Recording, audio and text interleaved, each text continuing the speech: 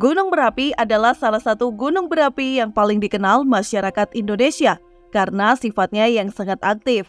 Gunung yang memiliki tinggi 2.968 mdpl ini kerap mengeluarkan asap yang menimbulkan kesan seram dan menakutkan. Selain dikenal sebagai gunung teraktif, Gunung Merapi juga dikenal karena memiliki sejumlah mitos yang dipercayai oleh masyarakat secara turun-temurun. Baik mengenai asal-usul maupun cerita mistis, mitos-mitos tersebut menyertai sejarah keberadaan Gunung Merapi hingga sekarang. Selamat datang di channel Gap News. Namun sebelum lanjut, untuk mendukung kami agar terus berkembang, tekan tombol subscribe dan loncengnya untuk mendapatkan info dan hal menarik yang ada di dunia ini. Masih ingatkah kalian tentang film yang melegenda pada tahun 1990-an? Ya, betul sekali, misteri Gunung Merapi yang biasa orang sebut Mak Lampir. Kisah terbentuknya Gunung Merapi ini sedikit banyak ada terkait dengan film itu. Konon, Pulau Jawa memiliki tanah yang miring dan tidak rata. Untuk itu, para dewa di Kayangan ingin menyeimbangkan Pulau Jawa dengan meletakkan sebuah gunung di tengah Pulau Jawa. Akhirnya, diputuskan untuk memindahkan Gunung Jamur Dipa yang letaknya di pantai selatan ke daerah sekitar perbatasan Kabupaten Sleman, Boyolali, dan Klaten.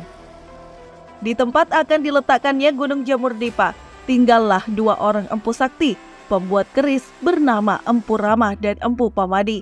Dalam membuat keris, mereka tidak pernah menempa besi menggunakan palu atau landasan logam, tetapi langsung dengan tangan dan paha mereka sebagai alasnya. Kemudian, para dewa mengutus Batara Narada dan Dewa Penyerikan untuk menemui kedua empu tersebut dan meminta mereka untuk pindah dari sana agar tidak tertindih oleh gunung yang baru. Terima kasih atas kedatangan kalian, tetapi mohon maaf kami tidak bisa pindah dari sini. Karena jika kami berpindah-pindah itu tidak baik bagi kualitas keris buatan kami.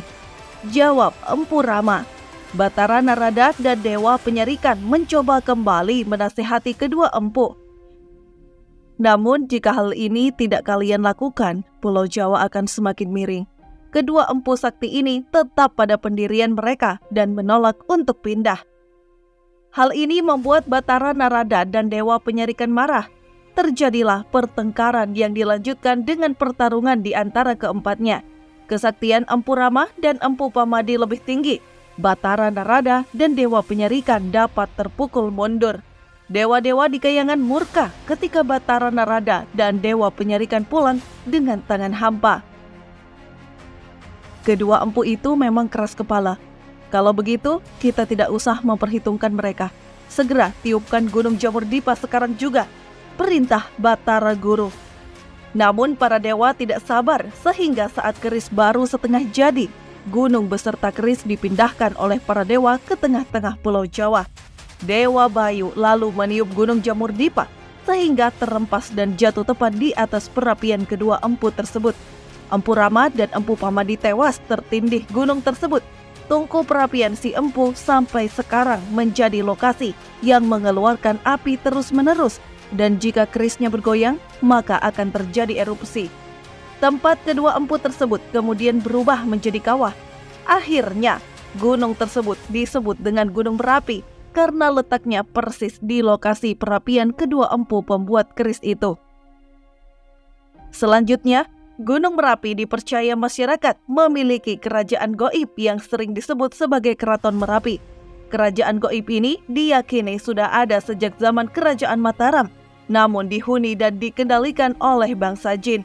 Pada masa lalu, Keraton Merapi dikenal memiliki hubungan yang dekat dan erat dengan Keraton Mataram. Keraton Merapi bahkan dipercaya pernah membantu pasukan Kerajaan Mataram untuk memenangkan perang dengan meletuskan Gunung Merapi.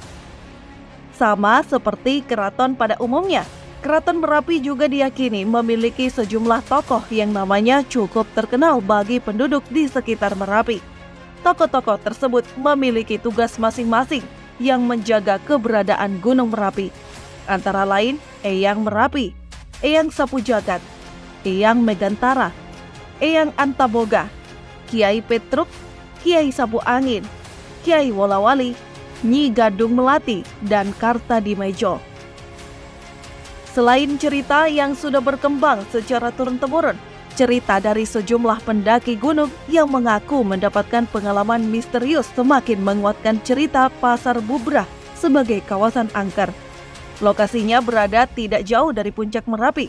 Banyak warga dan pendaki yang meyakini adanya kehidupan tak kasat mata di daerah itu. Sebenarnya namanya bukan Pasar Bubrah, tapi Pasar Bubar, kata salah seorang tokoh masyarakat desa Samiran, Kecamatan Selo, Kabupaten Boyolali. Suaranya mirip keriuhan pasar menjelang tutup sehingga lokasi itu mendapat sebutan Pasar Bubar. Warga yang mengadakan sedekah gunung ketika naik pada tengah malam. Sebelum sampai di Pasar Bubar itu, mendengar banyak suara-suara orang di pasar dari atas. Namun, setelah warga tiba di atas, mereka tidak melihat adanya keramaian di tempat itu. Mereka hanya melihat sisa-sisa keramaian, seperti bekas pincuk dan bungkus makanan. Pasar Bubrah adalah mitos paling terkenal yang ada di Gunung Merapi. Pasar Bubrah sendiri adalah sebutan untuk pasar gaib yang berada di sebuah punggung bukit dekat kawah Merapi. Pada malam hari, orang-orang yang beristirahat di tempat tersebut biasanya mendengar suara riuh seperti pasar. Banyak yang meyakini bahwa lokasi tersebut adalah pasar besar Keraton Merapi. Batu-batu besar yang ada di sana dianggap sebagai manifestasi dari warung, meja, dan kursi milik makhluk halus. Selain Pasar Bubrah, kawasan angker yang berkaitan dengan misteri Gunung Merapi adalah Bunker Merapi yang ada di kawasan Kali Adem. Bunker tersebut telah menewaskan 2 orang relawan saat erupsi Merapi 2006 silam. Sosok penunggu yang mengenakan pakaian serba putih dan duduk seperti bertapa di atas batu vulkanik yang telah mengeras sisa material lahar saat erupsi Gunung Merapi 2006 silam. Sosok tersebut adalah Abdi Kinasih dari Kanjeng Eyang Sunan Merapi yang ditugaskan menjaga Bunker Kali Adem.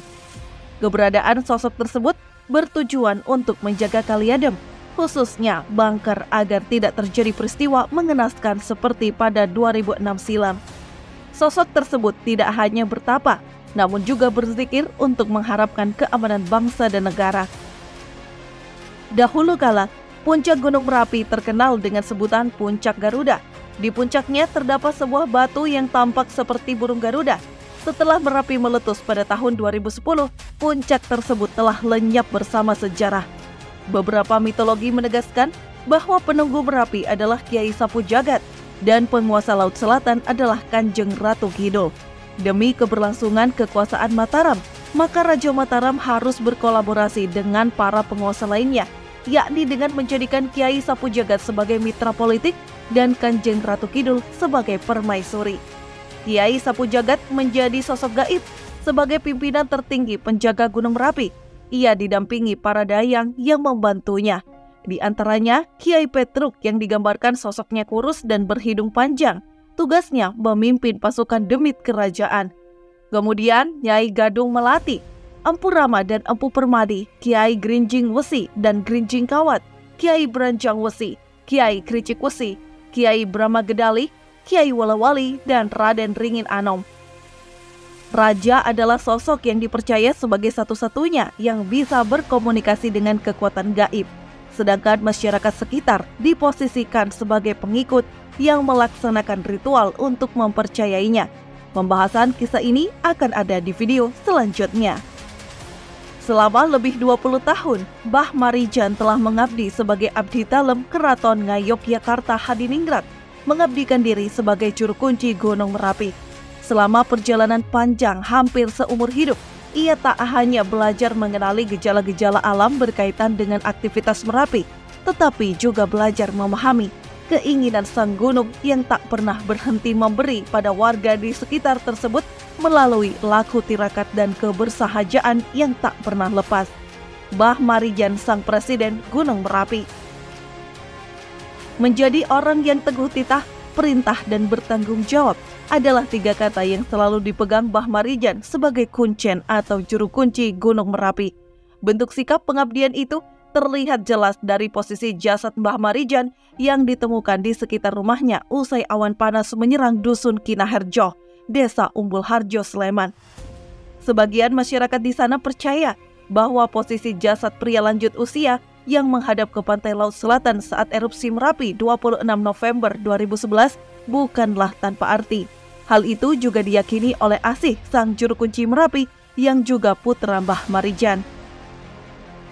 Posisi kematian almarhum menunjukkan keteguhan, kemantapan serta kekonsistenannya beliau memegang teguh titah serta tanggung jawab yang diberikan oleh sang raja untuk menjaga Gunung Merapi.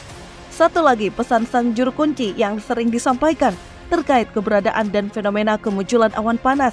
Awan panas bagi Marijan adalah fenomena alam dengan kandungan spiritualitas. Awan panas bagi Marijan adalah fenomena alam dengan kandungan spiritualitas yang tinggi. Senjata ampuh dan pamungkas yang di dalamnya diyakini ada pengawal dan pengawasnya. Ketika letusan besar Gunung Merapi terjadi pada tahun 2010, Mbah Marijan menolak dievakuasi dan memilih untuk tinggal di tempatnya yang sebelumnya dianggap aman. Banyak yang percaya bahwa ia telah menjadi bagian dari kekuatan mistis Gunung Merapi itu sendiri. Selain dipercaya sebagai penyeimbang Pulau Jawa, Gunung Merapi juga memiliki misteri dan mitos yang diyakini masyarakat sekitar. Keberadaan sosok Nyai Gadung Melati yang berada di Gunung Wutoh atau Gerbang Keraton Merapi. Kiai Petruk dipercaya sebagai pemberi petanda letusan hebat Merapi 2010. Sebagian besar wilayah Gunung Merapi mulai dari hutan, bukit, telaga, hingga gua diyakini angker. Gunung Merapi berdiri kokoh dengan segala mitos dan misteri yang menyertainya. Bagi kamu yang berencana berkunjung ke wilayah Gunung Merapi, jangan lupa untuk selalu menjaga sopan santun dan mengikuti aturan adat setempat ya.